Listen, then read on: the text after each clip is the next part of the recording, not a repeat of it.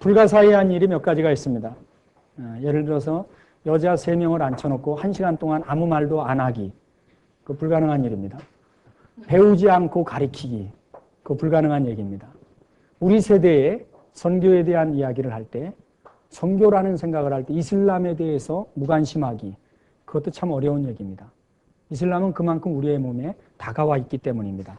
자, 지난번 강의 때는 이슬람의 시작과 모하메드의 생애에 대해서 우리가 공부했습니다. 이 시간에는 우리가 도대체 왜 무슬림에게 복음을 전해야 하는가 하는 문제에 대해서 여러분들과 같이 나가기를 원합니다.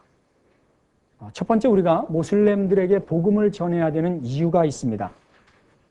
첫 번째 이유는 모슬렘들은 복음을 들을 만한 기회가 없습니다. 전 세계 모슬렘의 인구는 13억 4천만 명입니다. 모슬렘 쪽에서는 16억을 이야기합니다. 제가 재작년에 책을 쓰면서 유엔의 자료를 갖다가 정확한 조사를 해보려고 애를 썼습니다. 근접한 인구가 약 13억 4천만입니다. 그런데 1940년에 전 세계의 모슬렘 인구는 2억이었습니다. 불과 몇 년만 해도 우리가 모슬렘은 중동 산유국에서만 신앙생활 하는 사람이라고 그렇게 알았습니다. 그러나 지금은 그렇지 않습니다. 이슬람이 급속도로 성장하고 있습니다. 그런데 더 중요한 이유는 모슬렘은 복음을 들을 기회가 없습니다. 그게 가장 중요한 이유라고 말씀을 드릴 수가 있습니다. 예수님이 십자가에 못 박히시기 전에 40일 전부터 시작을 해가지고 5번에 걸쳐서 지상명령에 대해서 분명하게 우리한테 이야기해 주셨습니다. 그 가운데 하나가 사도행전 1장 8절, 그리고 마태복음 28장 20절, 마가복음 16장 15절, 너희는 온 천하에 다니며 만민에게 복음을 전하라. 누가복음 24장 47절, 그의 이름으로 죄사함을 얻게 하는 회개가 예루살렘에서부터 시작하여 모든 족속에게 전파될 것이 기록되었으되, 요한복음 2장 21절, 아버지께서 나를 보내신 것과 같이 나도 너희를 보내노라. 적어도 5번 돌아가시기 40일 전부터 지상명령에 대해서 이야기를 해 주셨습니다. 그럼에도 불구하고 아직도 모슬림들은 복음을 들어본 적이 없습니다. 저희가 통계내기로는 전체 모슬렘 가운데 80%는 한 번도 복음을 들어본 적이 없다라고 그렇게 생각하고 있습니다. 자, 여기 몇 가지 도표를 만들어 봤습니다. 전 세계를 A, B, C로 나누었던 사람이 데이빗 바렌이라고 하는 영국의 선교학자입니다. 하나는 미복음화된 지역입니다. 이 미복음화된 지역을 우리는 미전도 족속이라고도 이야기합니다. 미전도 족속이라는 정의는 인구의 2% 이상의 기독교인이 없으면 미전도 종족으로 칩니다. 2% 정도면 자기 종족에게 복음을 전할 수 있는 가능성이 있다라고 해서 미전도 족속에서 뺍니다. 그러니까 인구의 2%가 안 될 뿐만 아니라 복음화가 전혀 돼 있지 않는 것을 30개국의 약 13억 인구를 따집니다. 이슬람권에가 복음화가 안 된 지역도 있고 된 지역도 있습니다. 왜 그러냐면 여러분, 중동에는 다 모슬렘이다. 맞습니까? 틀립니까? 틀립니다. 왜 틀리냐면 중동에는 모슬렘이 아닌 기독교인들이 2,200만 명이 있습니다. 적은 인원이 아닙니다. 그분들이 이렇게 모여 살고 있는 지역이기 때문에 안 모여 살고 있는 쪽은 미전도 족속이 되지만 모여 살고 있는 쪽은 벌써 인구의 2%가 넘어가면 거기서 빠져나간다는 것입니다. 자, 전도는 되었지만 기독교의 인구가 적은 곳입니다. 저기는 완전히 안 된 곳이고요. 여기는 기독교 지역이라고 볼 수 있습니다. 전 세계 인구 가운데 모슬렘의 숫자가 13억 4천만이라 그랬습니다. 우리 기독교의 숫자는 다 합쳐갖고 약 20억 정도가 됩니다. 그 가운데 10억이 캐톨릭이고요. 그 다음에 10억이 개신교이지만은 거기에는 여호와 증인이라든가 몰몬교라든가 이런 쪽을 다 포함해서 10억입니다. 그럼 그런 거 딱 빼고 born again 크리스천, 정말 거듭난 크리스천들은 몇 명일까? 7억으로 추산을 하고 있습니다. 약 7억 정도가. 그렇다고 하면 만일에 천주교와 개신교를 나눠놓는다고 하면 모슬렘은 세계 최대의 종교입니다. 그런데 문제가 뭐냐면 세계 선교사의 숫자가 뭐 많게 잡을 수도 있습니다만 현실적으로 분명하게 우리가 선교사라고 이야기할 수 있는 사람은 17만 명으로 잡습니다. 17만 명이요. 이 17만 명 가운데 미전도 지역 여족에서 사역하는 선교사의 숫자가 몇 프로냐면 2%밖에 되지를 않습니다. 많은 선교사들이 이쪽 지역에서 사역하고 있습니다. 교회 재정의 99.8%가 다 이쪽 지역에 들어가고 있습니다. 이쪽 지역에서 사용되어지는 재정은 0.02%밖에 되지 않습니다. 이쪽 지역에서 사용되는 미복음화된 지역에서 사용되어지는 재정이. 선교사가 2%라고 얘기했습니다. 2%라고 하면은 이슬람권에 들어가서 사역하는 전체 선교사의 숫자가 약 3,000명 정도가 됩니다. 3,000명. 어떤 종류의 선교사든지 간에 얼마나 적습니까? 복음을 들을 기회가 없습니다. 한 명의 선교사가 100만에서 200만 명을 감당해야 됩니다. 그 정도로 그들은 복음을 들을 만한 기회가 없다라고 하는 사실입니다. 우리는 이슬람 하면 뭐 사담 후세인, 호메인이 그래서 테러리스트만 자꾸 생각하는데 테러리스트는 부분적입니다. 제가 이 부분에 대해서 내일 말씀을 드리겠습니다만은 이슬람은 모슬렘들은 복음을 듣고자 갈망합니다. 진리를 찾고 싶어 합니다. 그러나 복음을 전해줄 사람이 없다고 하는 것입니다. 서구교회는 이슬람 선교를 하질 않았습니다. 그렇기 때문에 무관심하고 냉랭했습니다. 그 역할이 한국에까지 들어와서 한국교회의 흐름을 좌우하고 있었습니다. 두 번째, 이슬람은 전 세계에서 가장 빨리 성장하는 종교입니다. 기독교 인구가 2배 되는데 47년이 걸렸습니다. 이슬람 인구가 2배로 되는 데는 24년이 걸렸습니다. 제가 지난번에 뉴욕 목회자들 협의회에서 꼭 좀 와다 가려고 그래가지고 갔다 왔습니다. 그래서 갔는데 이슬람에 대한 강의를 하는데 이 목사님들이 막 자꾸 막 그러시는지 몰라요. 근데 식사 시간 딱 궁금해서 물었어요. 왜 그렇게 이슬람에 대해서 관심이 많습니까? 그러니까 거기 회장 되시는 분이 이렇게 말씀하세요. 내가 뉴욕에 와서 처음에 목회를 시작했던 14년 전에 이슬람 사원은 하나 두 개였습니다. 지금은 800개입니다. 그러니 우리가 모슬렘을 알지 못하고 어떻게 합니까? 저게 도대체 뭔지를 알아야 되지 않습니까? 그래서 우리가 배우겠다고 불렀습니다. 이슬람은 세계에서 가장 빠르게 성장하는 종교입니다. 왜 이렇게 성장하는가 하는 이유에 대해서 제가 조금 이따가 말씀을 드리고요. 세 번째는 무슬림들은 구교회로부터 무시를 당했습니다. 학대당했습니다. 비잔틴 제국이 칼로서 정복을 시작하면서 나중에 십자군 전쟁을 감행합니다. 십자군 전쟁은 장점도 있었지만은 오늘날 복음을 전하는데 가장 장애가 되는 이 서구에 잔인했던 그런 그 양상을 우리가 알고 있습니다. 십자군 전쟁을 왜 벌어졌습니까? 성지 탈환이라고 하는 구호를 가지고 갔습니다. 그리고 십자군 전쟁에 참전하는 사람한테는 뭐를 줬습니까? 죄를 회개하게 해준다고 하는 면죄부를 줬습니다. 그 다음에 거기 갔다 온 사람에게는 모든 죄를 면해주겠다는 것이 이 십자군 전쟁의 구호였습니다.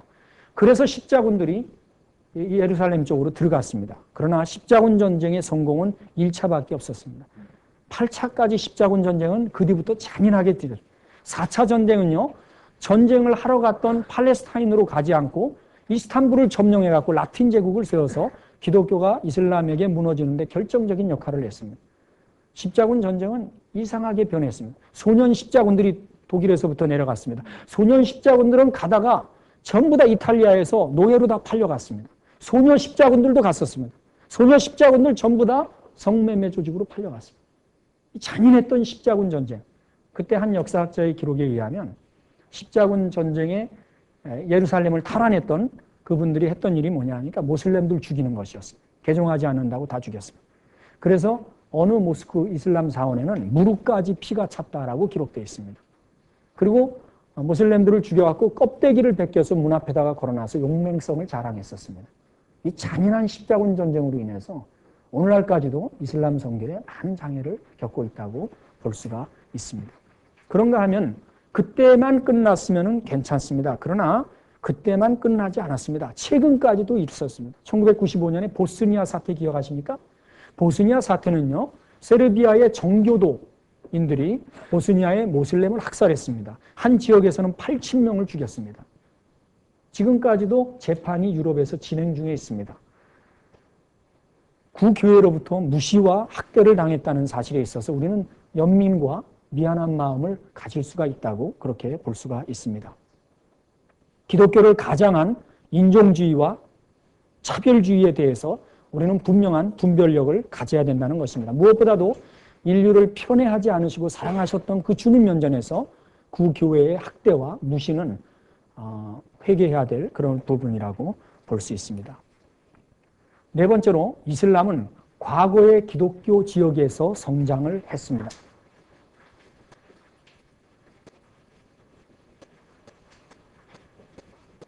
제가 조금 아까 중동의 지도를 간단하게 그렸었습니다. 한 번 더 이렇게 그려보면요.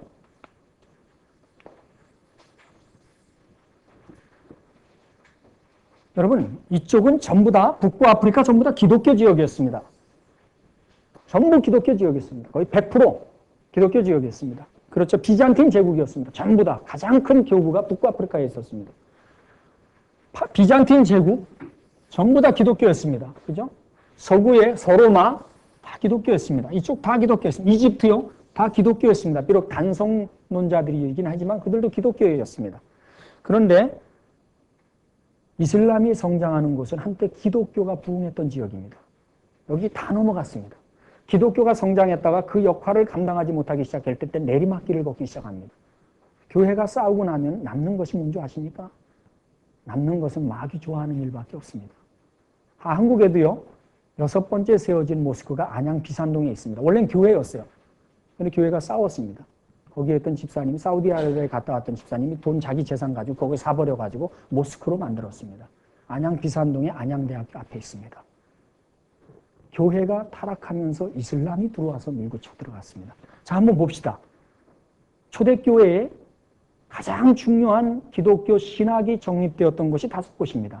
어디냐면은 알렉산드리아, 어거스틴, 오리겐, 터툴리안, 중요한 사람들이 기독교 신학을 정립했던 곳입니다. 안디옥, 초대교회 선교사를 파송했던 이 안디옥, 신학의 중요한 데였습니다. 그 다음에 예루살렘, 중요한 지역이었습니다. 그 다음에 뭡니까? 이스탄불, 지금의 이스탄불, 콘스탄티노플, 기독교의 신학은 전부 다 이 근처에서 다 이루어졌습니다. 그 다음에 하나만 로마에 있었습니다. 이 4개가 전부 이슬람 지역으로 넘어갔습니다. 과거 기독교가 성장했던 곳에서 이슬람은 굉장히 성장을 했다고 하는 사실입니다. 5번째로 이슬람의 경전인 꾸란에 예수님에 대해서 소개하고 있습니다. 그들은 꾸란을 생명처럼 여깁니다. 꾸란을 들 때 절대 허리 밑에다가 놓지 않습니다. 땅바닥에다 꾸란을 넣는다거나 이건 상상을 못합니다. 어떠한 일이 있더라도 오른손으로 허리 위에 드는 게 꾸란입니다. 그렇게 경전으로 칩니다. 물론 이제 꾸란이 조금 이제 변질돼가지고 집집마다 가면 구석에다가 꾸란 걸어놓습니다. 부족처럼 걸어놓기도 하고, 택시 타면 택시 앞에다가 부족처럼 걸어놓기도 하고, 이슬람 자체가 수피즘이라 그래서 샤머니즘과 결탁을 해서 그래서 이제 그렇게 사용되기도 합니다. 보편적으로 꾸란은 이슬람에게 있어서 가장 중요한 경전인데 이 꾸란에 예수님에 대한 이야기가 기록되어 있습니다. 꾸란의 전체는요, 약 60%가 구약 성경입니다. 구약 성경이고요. 그 다음에 6에서 7%가 신약 성경의 내용입니다. 꾸란의 전체가. 근데 거기에 무슨 얘기가 나오냐면 예수님에 대해서 이야기가 나옵니다. 예수님이 동정녀 탄생했다고 꾸란에 나옵니다. 그 다음에 예수님이 메시아라는 말이 꾸란에 나옵니다. 사이드나 이사 호아 알 메시히, 예수님은 메시아였다라는 말입니다. 그 말이 최소한 5번에서 8번 나옵니다. 예수님이 메시아라는 말이 꾸란에 나옵니다. 예수님은 죄가 없다고 나옵니다. 하나님의 말씀이다라고 그럽니다. 하나님의 부활의 영이라고 그럽니다. 꾸란에 나오는 얘기입니다. 그리고 예수님만이 기적을 일으켰습니다. 꾸란을 다 살펴보면 아무도 기적 일으킨 사람이 없습니다. 예수님만, 모하메드 하나도 기적 일으킨 거 없습니다. 예수님 혼자만 기적을 일으키신 분입니다. 예수님은 예수님은 승천하셨다라고 그렇게 나옵니다. 그리고 꾸란에 예수님이 재림하신다고 나옵니다. 그리고 중재자가 되신다고 나옵니다. 그런데 이슬람 학자들은 그걸 변질시켜가지고 예수님이 다시 오시는 건 맞다. 꾸란에 분명하게 얘기 나와 있으니까 다시 오시는 건 맞는데 오셔가지고 메디나에서 무슬림하고 결혼하고 아들, 딸 구별 안 하고 무슬림으로 잘 살다. 그러다가 죽는다. 그렇게 말을 합니다. 그러나 꾸란에는 예수님이 분명히 재림해서 심판할 것에 대해서 이야기하고 있습니다. 예수님은 복음의 메시지라는 이야기가 꾸란에 나옵니다. 자, 이것은 긍정적인 의미에서 예수님에 대한 이야기입니다. 부정적인 의미에서 이야기가 꾸란에 나옵니다. 예수님은 육체적으로 하나님의 아들이 아니다. 예수님은 삼위일체의 2위가 아니다. 예수님은 이미 계셨던 분이 아니다. 예수님도 아담처럼 창조되었다. 예수님은 하나님이 아니다. 예수님은 구세주가 아니다. 예수님은 단순한 사도일 뿐이다. 예수님은 제한된 시간에 이스라엘 민족에게만 오신 선지자다. 그렇게 말합니다. 수로보닉의 여인에게 예수님이 이렇게 말씀하셨죠. 나는 이스라엘의 잃어버린 양 외에는 보냄을 받지 않았다. 이렇게 말합니다. 그 말을 근거로 해서 예수님은 이스라엘에만 오신 선지자다. 이거. 모하메드는 전체를 위한 선지자였다. 인류를 위한 선지자였고 예수님은 이스라엘을 위한 선지자다 그럽니다. 그러니까 실제로 예수님께서 당시에 이방 지역이었던 두로와 시돈, 그 다음에 데가볼리, 전혀 관계없는 이방 지역에 가서 복음을 다 전하셨습니다. 그러나 이슬람에서는 예수님은 이스라엘만을 위한 선지자다 그렇게 이야기합니다. 자, 그분들이 날마다 암송하는 꼴 안에 예수님에 대해서 잘못 기록되어 있다는 것입니다. 그것을 보고 침묵할 수 있습니까? 잘못된 것을 날마다 배우고 있는 그들에게 침묵할 수 있냐 하는 것입니다. 우리가 복음을 전해야 되는 이유를 지금 이야기하고 있습니다. 여섯 번째, 유럽에서도 이슬람이 성장하고 있습니다. 제가 있는 영국이 많은 사람들은 기독교 국가라고 생각합니다. 좋습니다. 청교도 혁명이 일어났습니다. 한때 기독교가 부흥해서 한국 땅에 최초로 들어와서 선교하다가 순교하셨던 분이 139년 전에 제가 있는 웨일즈에서 오신 분입니다. 18세기 영국의 부흥은 위대했습니다. 그러나 지금은 주일날 교회에 출석하는 인구가 적게 잡으면 250만 명, 많게 잡으면 400만 명입니다. 5%에서 8% 정도가 주일날 교회에 출석합니다. 교회가 변해서 식당이 되고 극장이 되는 예는 비일비재합니다. 그 사이에 이슬람이 성장하고 있습니다. 모스크가 1800개, 코란 학교가 3000개, 700개의 교회가 이슬람 사원으로 바뀌었습니다. 영국만 그렇지 않습니다. 독일은 더 심합니다. 프랑스는 더 심합니다. 프랑스는 이슬람으로 개종한 사람이 약 15만 명이 됩니다. 프랑스인으로서. 그러니까 이슬람에서도 유럽에서도 이슬람이 급작스럽게 지금 현재 증가되고 있다고 하는 것입니다. 그러면 왜 이렇게 유럽에서 이슬람이 증가하고 있을까 하는 것입니다. 첫 번째는 이민입니다. 우리 한국도 마찬가지죠. 제가 선교사 떠날 무렵에 한국의 모슬렘은 3만 명이었습니다. 그리고 모스크는 5개였습니다. 지금 15만 명입니다. 그 다음에 모스크하고 기도 처소가 200개입니다. 우리도 모르는 사이에 이슬람이 성장하고 있는 것을 우리는 볼 수 있습니다. 이슬람이 한국에서는 실패했다라고 하는데도 그렇게 들어오고 있다는 것을 우리는 볼 수가 있습니다. 이민을 오는 거죠. 이민 와서 정착하고 사는 거죠. 두 번째가 다산입니다.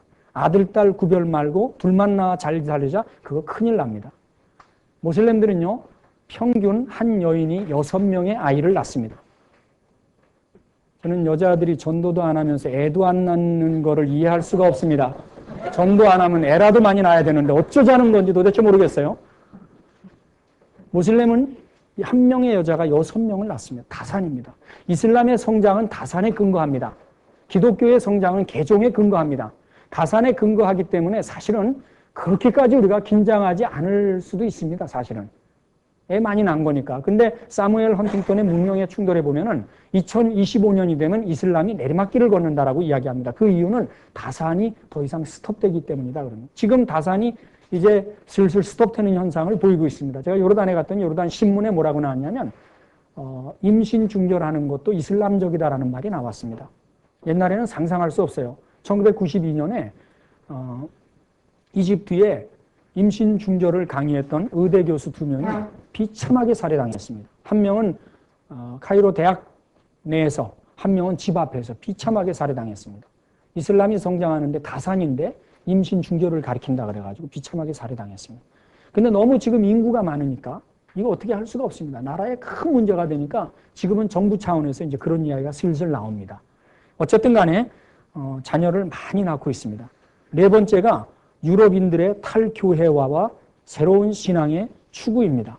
불만이 있는 거죠. 구세대에 대한 불만, 기독교에 대한 불만이 가득 차 있습니다. 그래가지고 탈교회적인 현상이 일어나고 있습니다. 최근에 옥스퍼드 대학에서 개종한 사람들을 앙케이트 조사를 한 내용이 있습니다. 왜 개종했느냐? 첫째 개종한, 이제 유럽인으로 개종한 사람입니다. 개종한 이유가 뭐냐면 첫째가 결혼입니다. 결혼. 무슬림들은 아무나 결혼할 수 있습니다. 그래서 결혼을 하면 그 여자는 반드시 모슬렘이 돼야 됩니다. 아무나 결혼은 하지만 결혼을 할 때에 이슬람 사원에 가서 그 샤하다를 해야 됩니다. 신앙 고백인데 그걸 통해 가지고 결혼을 하고 나서 애를 낳으면 그 애가 모슬렘이 되는 겁니다. 결혼을 통해 가지고 많이 모슬렘이 됩니다. 첫 번째 이유입니다. 그 다음에 젊은이들이 서구 사회에 대한 반항입니다. 개인주의와 독립적인 삶으로 무장됐던 이 젊은이들이 동양의 종교에 대하여 굉장히 갈망합니다. 동양의 종교를 신비하게 생각을 합니다. 이슬람이라는 게 동양의 종교입니다. 그 신비하게 생각합니다. 가족주의, 그 다음에 절대 복종, 이것에 대하여 아주 동경심을 가지고 그들이 다가오고 새로운 그 자신들의 문화로부터 탈출하고 싶어하는 그런 마음이 드는 것입니다. 그 다음에 자유주의 신학 때문입니다. 자유주의 신학이 이슬람이 유럽에 전파되는데 큰 역할을 했습니다. 모슬렘 신학자들은요, 자유주의 신학을 공부합니다. 거기서 배운 변증법을 가지고 기독교를 공격하는 겁니다. 얼마나 이것이 심각한 문제인지 모릅니다. 그 다음에 무슬림들이 이슬람에 대한 열성과 그들의 실천적인 신앙 때문입니다. 무슬림들은요, 그것이 그 시대에 맞느냐 안 맞느냐를 따지지 않고 그 계율을 따집니다. 왜 그것을 따라야만 하는지 또 따르고 있는지에 대해서는 제가 내일 말씀을 드리려고 합니다. 그런데 무슬림들은 일단 열성적이고 실천적인 신앙을 가지고 있습니다. 적극적인 신앙입니다. 히드로 공항 같은 데 가면은 시간이 딱 되면은 사람들이 전부 히드로 공항에다가 바닥에다 딱 깔고 거기서 절합니다. 메카 쪽을 향해서. 그 열정적인 신앙들을 보면은 처음에는 참 이상하지만 보면 참 감동이 될 때가 있습니다. 그 열정적인 모슬렘에 대한 그 신앙 때문에 그 사람들이 어떤 매력을 느끼기도 한다는 사실입니다. 7번째로 이슬람은 기독교의 신빙성에 도전하는 종교입니다. 이슬람의 학자들은 성경이 구약은 유대인들에 의해서 부패되었고 신약은 기독교인들에 의해서 부패되었다고 이야기합니다. 꼬란은 그렇게 말하지 않습니다. 꼬란에는요, 의심이 나면은 성서의 백성들에게 물어보라 그럽니다. 꼬란에는.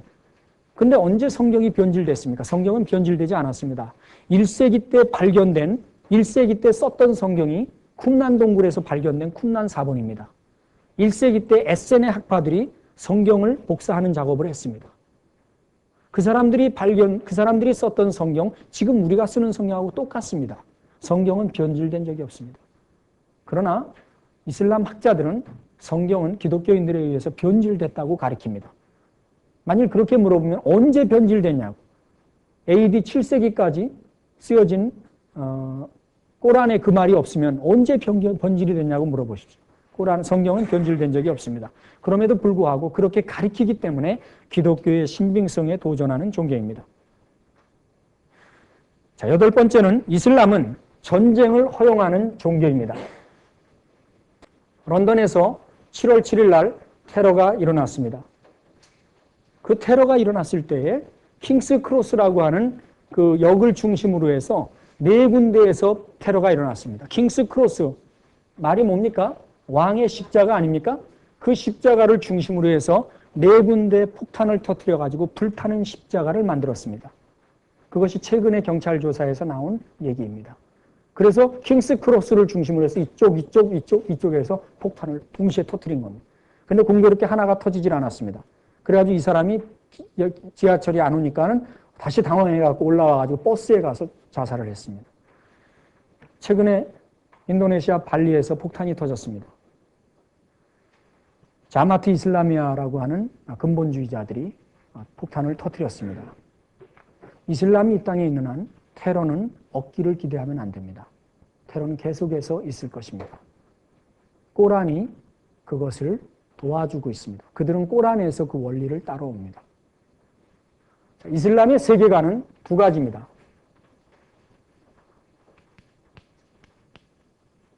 따르 알 살렘, 그 다음에 또 하나가 뭐냐면 따르 알 하릅, 그렇습니다.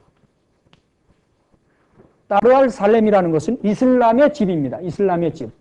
다시 말해서 이슬람으로 들어온 사람, 이슬람에 들어오지 않은 사람은 전쟁의 집입니다. 전쟁. 이슬람이냐 전쟁이냐. 꼬란에 그 말이 있습니다. 불신자를 만나거든 길에서 목을 치라. 그 말이 꾸란에 나와 있습니다. 꾸란 2장 19절에도 박해가 더 이상 없을 때까지 그들에게 대항할지니 이는 알라를 위한 신앙이니라. 너희가 전쟁에서 불신자를 만났을 때 그들의 목들을 때리라. 하나님과 알라와 네세를 믿지 아니하는 알라와 선지자가 금기한 것을 지키지 아니하고 진리의 종교를 따르지 않은 자들에게 비록 그들이 성세의 백성이다 하더라도 항복하여 지지하를 지불할 때까지 투쟁하라. 그들이 스스로 저주스러움을 느끼리라. 기도 세계관 자체가 두 개로밖에 되어 있지 않습니다. 그 때문에 이 세계관에 의하면 알라에게 복종할 때만 평화가 온다라는 것입니다. 그러니까 움마 공동체 안에 들어있으면 괜찮지만 움마 공동체 안에 들어있지 않게 되면 따르알 하르도 집에 사는 사람이기 때문에 그렇습니다. 물론 모든 사람이 다 근본주의자는 아닙니다. 모든 사람이 다 근본주의라고 생각하면 큰일입니다. 절대 그렇지 않습니다. 이번에도 폭탄 터지고 났을 때 여론조사를 했는데 4분의 3은 테러를 반대한다 그래요. 모슬렘들이. 그러나 문제는 몇 %밖에 안 되는 그 근본주의자들이 꼬란을 원전으로 이용해가지고 참전을 하고 있다는 사실입니다. 제가 내일 이 분야에 대해서는 말씀을 자세하게 드리겠습니다. 이슬람의 구원의 방법이 4가지입니다. 그런데 이 3가지는 확실하지 않습니다. 지하드에 참전한 자는 분명하게 파라다이스에 갑니다. 꾸란에 나와 있습니다. 지하드에 참전하다 죽은 자를 죽은 자들을 죽었다고 말하지 말라. 알라의 옆에 있느니라. 그렇게 이야기했습니다. 그래서 꾸란 자체가 그걸 서포트하고 또 근본주의자들은 그걸 또 이용하기 때문에 이 땅에 이슬람이 있는 한 전쟁 없어지기 어렵다라고 하는 것을 말씀을 드리고, 이슬람 형제단의 지도자였던 사이드 쿱트라는 사람이 이런 말을 했습니다. 무슬림이 지구를 점령하여 모든 종교를 이슬람으로 대처해야 된다. 이렇게 이야기합니다. 기독교를 오염된 종교로 봅니다. 9번째, 이슬람은 잘못된 기독교를 고치기 위한 종교라고 이야기합니다. 서구에서 이슬람은 그 자체가 유대교와 기독교와 같은 종류의 신성한 근원에서 나왔고, 무슬림들은 알라를 구약과 신약에 나오는 하나님과 동등한 인물로 소개하고 있습니다. 우리가 알라라고 하는 이름에 대해서는 이 알라라고 하는 이름은 사용을 해야 됩니다. 왜냐하면 중동에 기독교인들이 2200만이라고 그랬습니다. 이 2200만의 중동에 있는 기독교인들도 알라라는 말을 씁니다. 알라라는 말밖에 없습니다. 셈조고에서 하나님이라는 말은 알라라는 말밖에 없습니다. 그러나 이슬람에서 섬기는 알라와 기독교에서 부르는 알라는 인격적으로 다릅니다. 철저하게 다릅니다. 같은 알라가 아닙니다. 그러나 그 언어에 있어서는 같다라고 하는 것을 우리가 인정해 줘야 됩니다. 그러나 인격적으로는 철저하게 다릅니다. 아프리카나 비서구 지역에서는 이슬람을 기독교와 유대교의 잘못을 고치기 위한 종교로 소개하고 있습니다. 그것은 이슬람의 양면성을 잘 보여주고 있는 일입니다. 아프리카에서는 마치 기독교는 백인들의 종교고 아프리카의 종교는 이슬람이었다, 이렇게 이야기를 합니다. 미국에 이슬람이 일어나고 있는데 누구에게 일어나냐면 아프리카 흑인들 사이에서 이슬람이 많이 부흥을 하고 있습니다. 원래 흑인의 종교가 이슬람이었다라고 그렇게 주장하고 가리키고 있기 때문입니다. 한때 그 베스트셀러가 되었던 영화 드라마이기도 하고, 그리고 책 가운데 하나가 뿌리라고 하는 거 기억하실 겁니다. 뿌리. 결국 이슬람으로 돌아가지 않습니까? 맨 마지막에 자기의 고향, 이슬람이 무슬림들입니다. 자기의 고향 이슬람으로 돌아가는 것입니다. 그런 식으로 홍보를 하기 때문에 많은 그 아프리카 흑인들이 이슬람으로 이렇게 가는 경우를 볼 수 있습니다. 무슬림들에게 복음을 전해야 하는 가장 중요한 이유는 예수님이 무슬림을 위해서도 오셨고 십자가에 못 박혀 돌아가셨기 때문입니다. 앞에 말씀드린 9가지 이유가 없다 할지라도 우리가 무슬림들에게 복음을 전해야 될 분명한 이유는 예수님이 무슬림을 위해서도 십자가에 못 박혀 돌아가셨다는 사실입니다. 이슬람은 전 세계의 인구 가운데 명실상부하게 최고의 종교로 자리 잡고 있습니다. 기독교 인구를 물론 전체 천주교하고 합쳐가지고 말하면 제2의 종교이지만 독립적으로 이야기할 때 이슬람은 세계 최고의 종교를 가진, 인구를 가진 그런 종교입니다. 우리는 이러한 숫자적인 명분이 아니더라도 이슬람과 모슬렘과 선교에 관심을 가져야 하는 가장 큰 이유는 주님이 그들을 위해서 십자가에 못 박혀 돌아가셨기 때문입니다. 예수님께서 그렇게 말씀하셨습니다. 이 천국 복음이 모든 민족에게 증거되기 위하여 온 세상에 전파되리니 그제야 끝이 오리라 그랬습니다. 모든 민족 속에는 무슬림도 포함되어 있다고 하는 사실입니다. 예수님 당시에 예수님이 복음을 전하셨을 때 예수님이 예루살렘에 3번 올라가셨습니다. 근데 처음에 2번은 이스라엘을 보면은 유대와 그 다음에 이스라엘이 있었습니다. 그런데 사마리아 지역에는 아무도 가지 않았습니다. 유대인들은 부정한 땅이었고 거기는 혼혈아들만 살고 있었기 때문에 그 땅을 유대인들이 지나가는 것조차도 그들은 부정시했습니다. 그러나 예수님께서 마지막 예루살렘에 올라가셨을 때는 유대인들이 그렇게 부정적으로 얘기하고 생각을 했던 사마리아 땅을 기꺼이 들어가십니다.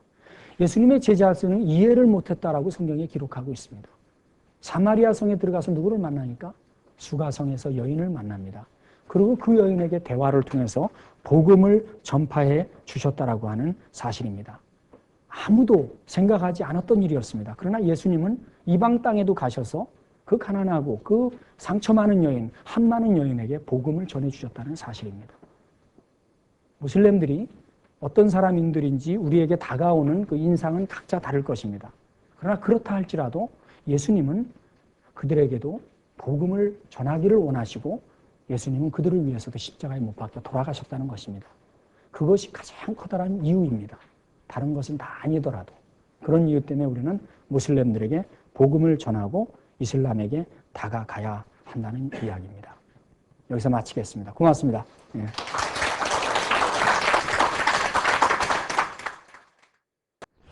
제가 어린 시절에는 성경책이 항상 이렇게 빨간색이었습니다. 아마 한국교회에서는 오랫동안 빨간색을 선호해 왔던 것 같습니다. 빨간색은 예수님의 보혈을 상징하기도 하지만 한국교회에서는 특별히 순교자의 피를 상징해 왔다고 볼 수 있습니다. 그런데 언제부터인가 이 빨간색이 금색깔로 바뀌기 시작했습니다. 아마 금색깔을 칠하면은 보기에도 좋을 뿐만 아니라 성경책이 닳지 않아서 읽기에도 편할 수 있습니다. 그러나 제가 염려하는 것은 어쩌면 이 성경책의 색깔만큼이나 우리의 신앙도 변질되어 가는 것은 아닌가 하는 것을 염려하는 것입니다. 황금만능주의, 물질지상주의, 그리고 성공우선주의가 기독교에 들어오기 시작하면서부터 기독교는 타락의 길을 걸어왔다는 것을 기독교 역사가 우리에게 가르쳐주고 있는 교훈입니다. 영국에는 한때 일주일에 4개씩 문을 열었던 때가 있었습니다. 그러나 지금은 지난 17년 동안 일주일에 4개씩 문을 닫아가고 있습니다. 교회가 변해서 모스크가 돼가고 있고 식당이 되고 있고 문화센터가 되고 있고 그리고 극장이 되어가고 있습니다. 우리의 신앙의 변질이 가져온 결과가 아닐까요? 우리는 다시 한번 초대교회 신앙으로 돌아가야 됩니다. 토마스 선교사의 순교의 피가 우리에게 가르쳐주는 헌신과 희생의 삶이 다시 한번 우리들에게 회복되어야 한다는 생각입니다. 내년이면 27살의 나이에 한국 땅에 와서 복음을 전하다가 장렬하게 돌아가셨던 로버트 저메인 토마스 선교사님이 돌아가신 지 140주년 되는 해입니다. 예수님의 첫사랑을 회복하고 한국교회 초대교회 신앙으로 되돌아가는 일들이 오늘 우리 시대에 일어나야 희망이 있다고 생각합니다. 지금 전 세계는 한국교회를 바라보고 있습니다. 예루살렘 미문에 앉아있는 안진뱅이가 무엇을 얻을까 하여 베드로와 요한을 바라봤던 그 눈빛으로 한국교회를 바라보고 있습니다. 이미 복음주의는 4분의 3이 비서구 지역에서 성장하고 있고 2010년도가 되면 7분의 1만이 서구 지역에 남아있게 됩니다. 비서구 교회의 성장의 모델이 되고 있는 한국교회, 그리고 이제 전 세계로 12,000명의 선교사를 보내서 비서구 교회의 교회들에게 모델이 되고 있는 한국교회가 다시 한번 초대교회 신앙을 회복하고 토마스 선교사가 가졌던 복음에 대한 열정, 그리고 그 순교의 정신으로 돌아간다면 여전히 한국교회 기독교뿐만 아니라 다른 많은 지역에 희망을 줄 수 있는 그런 교회가 되리라고 확신합니다.